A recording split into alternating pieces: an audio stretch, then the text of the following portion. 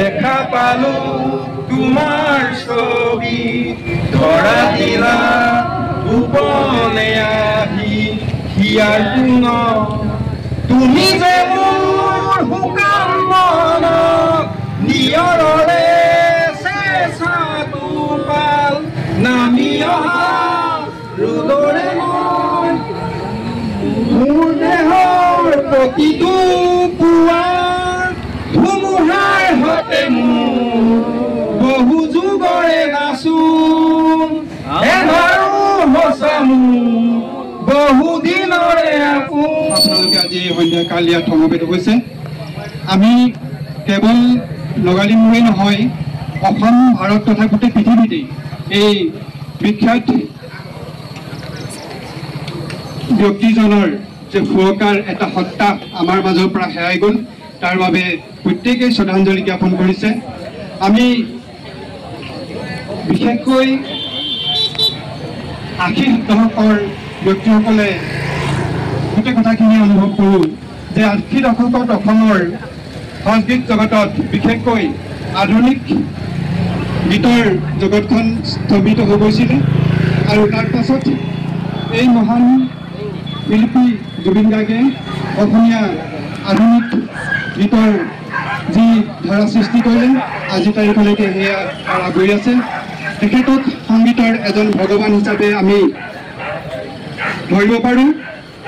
ভগৱানৰ মৃত্যু নাই, ভগৱান যিহেতু অৱতাৰ হয়, সেয়েহে আজি তেখেতে নিজে ভবা নিচিনাকৈ সাগৰৰ স্থলীত তেখেতৰ স্বইচ্ছাৰে তেখেতৰ শৰীৰ মাত্ৰ বদলি কৰিছে আৰু পূৰ্বজনমলৈ হয়তো পুনৰ আমাৰ মাজলৈ ঘূৰি আহিব আৰু আমি তাকেই পৰিধি তহঁতে বুজি নাপাবি।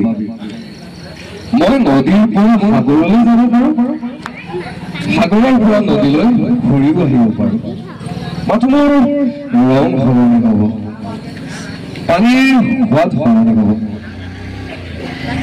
পানীৰ পাৰে থৈ যাম অকল পানী, বালি আৰু বালি।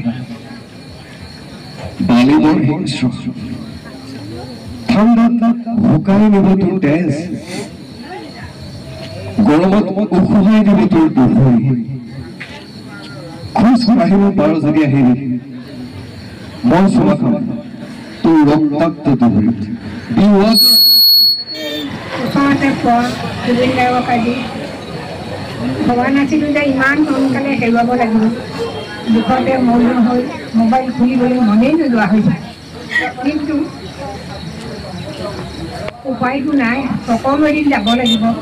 তেওঁ মুঠতে 53 বছৰ বয়সত যে এই গৃহ সংসাৰৰ পৰা ঘৰলোকলৈ গতি কৰিলে, তাৰ বাবে আমি বৰ সাংঘাতিক ধৰণে দুখ অনুভৱ কৰিছোঁ। এনেকুৱা যাতে নহওক, ইয়াতে হোৱাহেঁতেন কিমান দুখ এটা নকৰিলেহেঁতেন। যিহেতুকে দূৰ জেগাত হোৱাৰ কাৰণে বহুত মৰ্মান্তিক দুখ পাইছে। সেয়েহে তেওঁৰ আত্মাৰ সদ্গতিৰ কাৰণে ভগৱানৰ ওচৰত প্ৰাৰ্থনা কৰিছোঁ।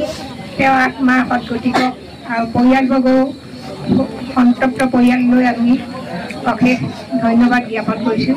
আজি যিসকল ব্যক্তি এতিয়াও আমাৰ মাজত উপস্থিত হোৱা নাই, তেখেতসকলে আমাৰ এই শ্ৰদ্ধাঞ্জলি স্থলীলৈ আহি বন্তি প্ৰজ্বলন কৰিব পাৰিব, আত্মাৰ সদ্গতি কামনা কৰিব পাৰিব। আমাৰ ক'বলৈ একো ভাষা নাই। আপোনালোকে জানেই ইতিমধ্যে আমাৰ এক সম্পদ, অসমীয়া সাংস্কৃতিক জগতৰ এক চানেকি, এক মেটমৰা ভঁৰালৰ কৃষি সাম্ৰাজ্যৰ সংস্কৃতি কৃষিৰ তেখেত মুখ্য খেতিয়ক আছিল, কিন্তু আমাৰ মাজত ক'বলৈ কোনো ভাষা নাই।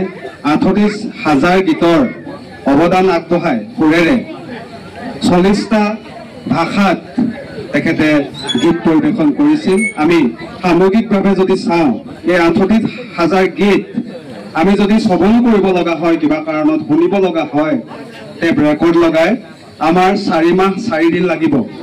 কিন্তু এনে এক বিশ্ব ৰেকৰ্ড, এই ৰেকৰ্ড আজিলৈকে কোনো গঢ়িব পৰা নাই।